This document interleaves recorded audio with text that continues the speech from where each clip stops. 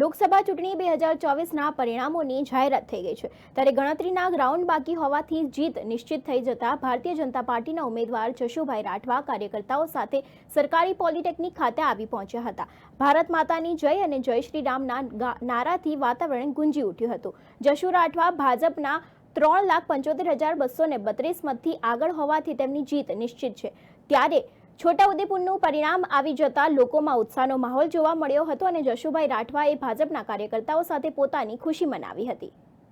સમગ્ર દેશની અંદર આદરણીય નરેન્દ્રભાઈ મોદી સાહેબ છેલ્લા 10 વર્ષથી ભારતના એક જનસેવક તરીકે કામ કરી રહ્યા છે, ત્યારે એમનો પ્રેમ અને લાગણી લઈને છોટાઉદેપુર લોકસભા મત વિસ્તારની અંદર આવતી તમામ નાગરિક ભાઈઓ બહેનો પણ આદરણીય નરેન્દ્રભાઈ મોદી સાહેબને ત્રીજી વખત વડાપ્રધાન બનવા માટે ખૂબ મોટું મન બનાવી લીધું હતું અને આનું આજે પરિણામ જોવા મળી રહ્યું છે। ત્યારે આજના તબક્કે આદરણીય નરેન્દ્રભાઈ મોદી સાહેબના કરેલા કામો અને મારા ભારતીય જનતા પાર્ટીના મત વિસ્તારમાં આવતા છોટાઉદેપુર લોકસભા મત વિસ્તારમાં આવતા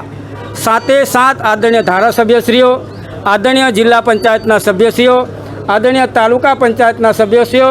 અને મારા સરપંચશ્રીઓ અને ભારતીય જનતા પાર્ટીના પ્રદેશના હોદ્દેદારો, જિલ્લાના હોદ્દેદારો અને મંડળના હોદ્દેદારો અને ભારતીય જનતા પાર્ટીના બૂથના પ્રમુખ, પેજના પ્રમુખ અને પેજ કમિટીના સભ્યો, આ તમામની મહેનતથી આજે આ છોટાઉદેપુર લોકસભાનું કમળ સૌ સાથે મળીને અમે લોકોએ આદરણીય નરેન્દ્રભાઈ મોદી સાહેબના ચરણોમાં જંગી બહુમતીથી ધરવા જઈ રહ્યા છીએ।